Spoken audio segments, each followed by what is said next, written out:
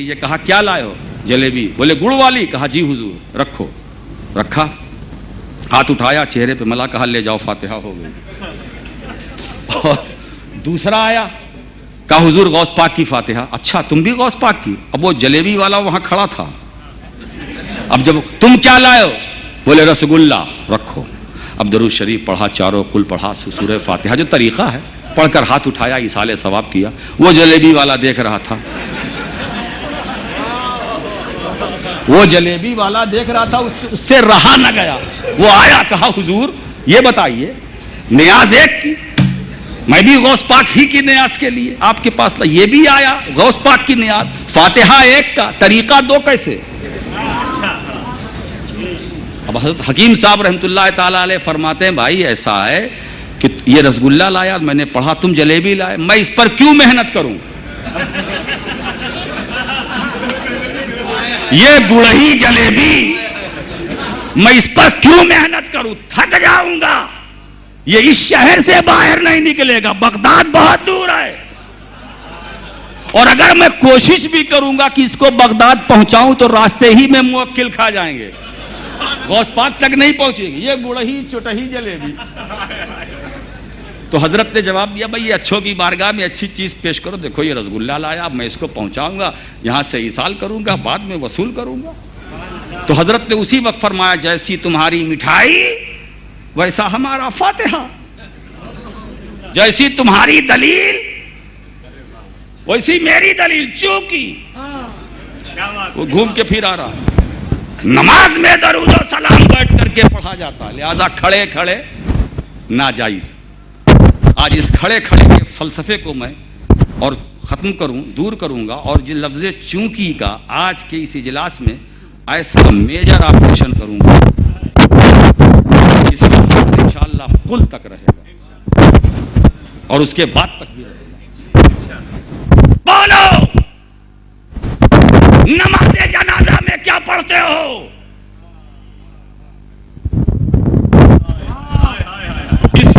سے لے کر شروع سے لے کر اینڈ تک جتنے بیٹھے ہیں وہ, جتنے کھڑے ہیں وہ, جو آئے ہیں وہ, نہیں آئے ہیں وہ, جو اپنے کمروں میں ہے وہ, جو بند کوٹھری میں ہے وہ, جواب دے.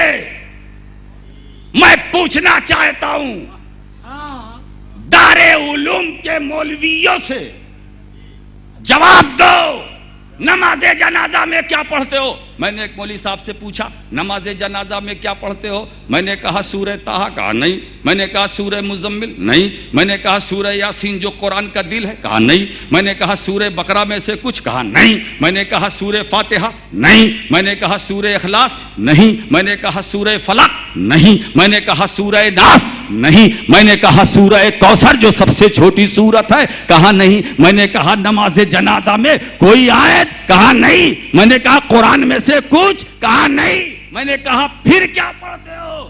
تو سر جھکا کر آنکھ بند کر کے دبی زبان میں کہا پڑھتا ہوں. ارے بھائی کیا پڑھتے ہو؟ کہا نبی پر درود و سلام پڑھتا ہوں. نبی پر درود و سلام پڑھتا ہوں. میں نے کہا کیسے پڑھتے ہو؟ کہا کھڑے کھڑے پڑھتا ہوں. نبی پر درود و سلام کھڑے کھڑے پڑھتا ہوں. دوستو میں مسئلہ بھی بتاتا چلوں, علماء بیٹھے ہوئے, یہ نماز جنازہ یہ دعائے مغفرت میت کے لیے ہے, مگر عبادت خدا کی. دعائے مغفرت میت کے لیے مگر عبادت خدا کی. اب جملہ نوٹ کرو, میرے خدا نے نماز جنازہ کے اندر قرآن پڑھنا تو معاف کر دیا مگر نبی پر درود و سلام پڑھوایا, وہ بھی کھڑا کرا کے, تاکہ دنیا دیکھ لے کہ جس طرح میں اپنے نبی پر بٹھا کے پڑھواتا ہوں اسی طرح کھڑا کرا کے پڑھواتا ہوں. سیدنا مولانا محمد وعلی آلہ سیدنا مولانا محمد بارک وسلم صلاۃ و سلام علیک یا رسول اللہ. تو تم اگر خدا سے محبت کرتے ہو رسول کی پیروی کرو, پیچھے پیچھے چلو. میرے دوستو نماز میں اتباع کرو, رکوع میں اتباع کرو, سجدے میں اتباع کرو, قیام میں اتباع کرو, حج میں اتباع کرو. حج میں اتباع کرو. جیسا میرے محبوب کرے ویسا تم کرو. جیسے جہاں رسول چلے وہاں تم چلو. جہاں جیسے وہ طواف کرے ویسے تم طواف کرو. جیسے وہ چکر لگائے ویسے تم چکر لگاؤ. جب وہ رک جائے تم بھی رک جاؤ. جب وہ دوڑے جہاں دوڑے وہاں تم بھی دوڑو. جس طرح میرا محبوب مارے تم بھی مارو. مارو مگر جیسے نبی مارے مارو. میں کیا بتاؤں. حج ایک ایسی عبادت ہے, عجب رنگ کی عبادت ہے. چلنا عبادت, دوڑنا عبادت, سینہ تان کر اکڑ کر. عام حالات میں اگر کوئی یہاں اکڑ کے چلے تو علماء فرمائیں گے یہ حرام ہے. مگر حرم میں خدا کا کرم دیکھو کہ جب حرم میں آؤ یہ حرام ہے, اکڑ کے چلو, اکڑ کے چلو. ہندوستان میں رہو جھک کے چلو, جھک کے چلو, جھک کے چلو. حرم میں اکڑ کے چلو. تو کہیں چلنا عبادت, اکڑنا عبادت, پینا عبادت, دوڑنا عبادت, مارنا عبادت. پڑھنا کچھ واجب نہیں, پڑھنا کچھ واجب نہیں. مارو مارو. عجیب معاملہ ہے. اب آپ یہاں پوچھ سکتے ہیں کہ صاحب مارو کس کو مارو, شیطان کو مارو, کیا مارو, کنکر مارو. تم کنکری آپ کس کو مارو, شیطان کو مارو. یہ عبادت کیسے؟ تو وہ شیطان کی نسبت سے نہیں عبادت, میرے محبوب کی ادا ہے. آپ ذرا دیکھو, شیطان کو مارنا عبادت اس لیے ہے کہ اس عمل کو رسول سے نسبت ہے, رسول سے نسبت ہے. کسی فعل کو رسول سے نسبت, کسی عمل کو رسول سے نسبت, وہ عمل عبادت, وہ فعل عبادت. نسبت کا معاملہ تو جس کی نسبت رسول سے وہ باعظمت. آپ دیکھو رب کائنات جو شان صمدیت کا مالک ہے, جو شان صمدیت کا مالک ہے, وہ قسم مکے کی کھا رہا ہے, قسم مکے کی کھا رہا ہے. اور وجہ بھی بتا رہا, میرے محبوب میں اس لیے اس شہر کی قسم یاد کر رہا ہوں کہ اس میں تم ہو, ہے اس میں تم ہو. تو جس کی نسبت رسول سے وہ باعظمت. عبادت کی نسبت رسول سے عبادت باعظمت. اسی لیے دوستو اللہ چاہتا میرے محبوب کی اداؤں کو ادا کرو, میرے محبوب کی اداؤں کو ادا کرو, اتباع کرو, پیروی کرو. تم نجات چاہتے ہو محبوب کی پیروی کرو, محبوب کی پیروی کرو. اب آپ ذرا دیکھیں, پیروی کرنے والے کی نماز جانے والی تھی. ابھی حسینی میاں سے سنا نا, تھوڑا میں اس پر اشارہ کروں. جانے والی تھی. اب علی کے لیے بڑا عجیب لمحہ کہ اگر نماز پڑھتے ہیں تو نماز تو ہوگی مگر محبت رسول کا تقاضا یہ ہے. علی کے سامنے دو چیز, محبت, عبادت.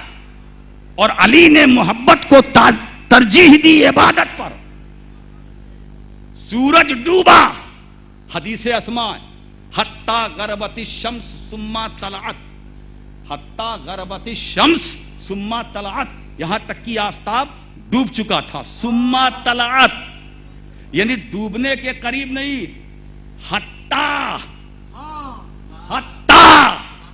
ڈوب چکا تھا, پھر ثم طلعت پھر طلوع ہوا, نکلا. علماء فرماتے ہیں یہ میرے سرکار کا معجزہ ہے نا دوستو. لیکن اس واقعے میں جو مقام صحبہ میں واقعہ پیش آیا, اس میں ایک ہی معجزہ نہیں, 3 معجزے ہیں. 3 معجزے. ایک معجزہ تو سن لیا, 2 اور سنو. پہلا معجزہ تو یہ, سورج ڈوبا پلٹا. یہ پہلا معجزہ, یہ پہلا معجزہ.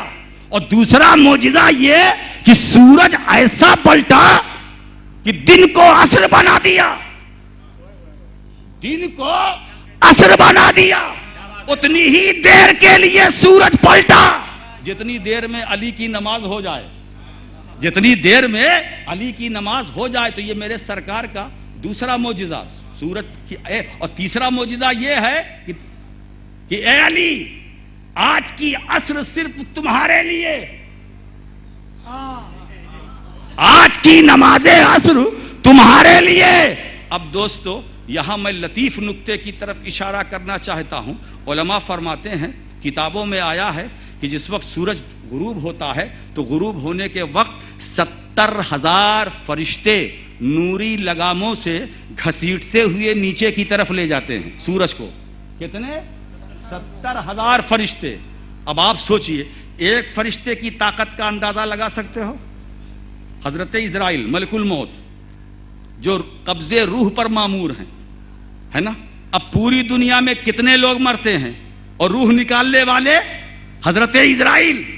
تفسیر خازن میں علامہ خازن فرماتے ہیں کہ حضرت اسرائیل کے لیے یہ کیا ہے, ساری دنیا مثل تشت, جہاں چاہا پکڑ لیا, جسے چاہا پکڑ لیا.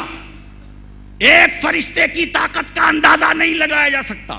70,000 فرشتے نوری لگاموں کو پکڑے ہوئے اور گھسیٹتے ہوئے سورج کو لاتے ہیں. اور جس وقت میرے سرکار نے فرمایا اللہم انا علیا فی طاعتک و طاعت رسول کا, اے اللہ علی تیری اطاعت میں تھا, تیری اطاعت میں تھا, تیرے رسول کی اطاعت میں تھا. اب دوستو یہاں ایک اور نکتہ بیان کروں. اللہ کی رسول کی اطاعت تو سمجھ میں آتی ہے, رسول کی اطاعت تو سمجھ میں آتی ہے, خدا کی اطاعت کہاں ہے؟ نماز جا رہی ہے, رسول کی اطاعت تو ہے, اللہ کی اطاعت کہاں ہے؟ مگر رسول نے مزاج دے دیا, سنو میری اطاعت کو رب کی اطاعت سے جدا نہ سمجھنا, میری اطاعت کو رب کی اطاعت سے جدا نہ سمجھنا.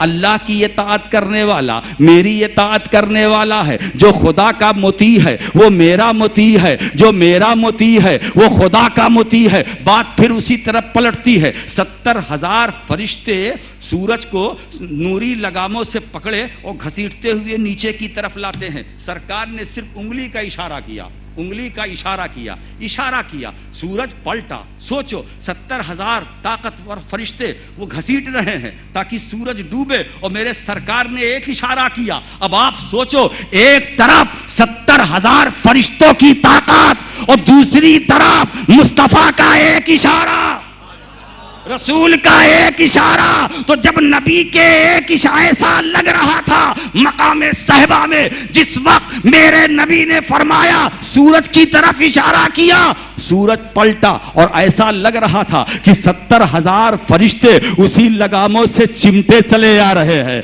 لپٹے چلے آ رہے ہیں. اب بتاؤ دوستو نبی کے ایک اشارے کا یہ عالم, میرے سرکار اگر 2 انگلی کا اشارہ کرتے تو کیا عالم ہوتا. سرکار کی طاقت اور سرکار کے اختیار و اقتدار کا کون اندازہ لگا سکتا ہے.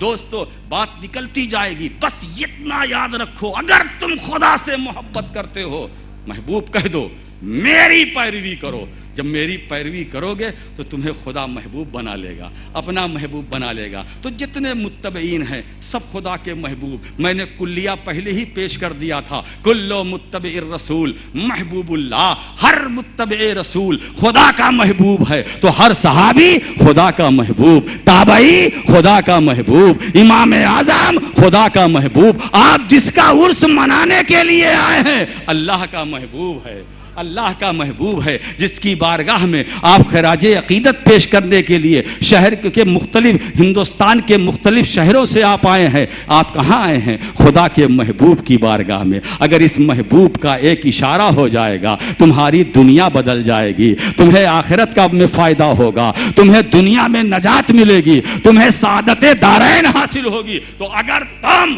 اللہ سے محبت کا دعویٰ کرتے ہو میری پیروی کرو, میری پیروی کرو گے خدا تمہیں اپنا محبوب بنا لے گا. وآخر دعوانا ان الحمدللہ رب العالمین.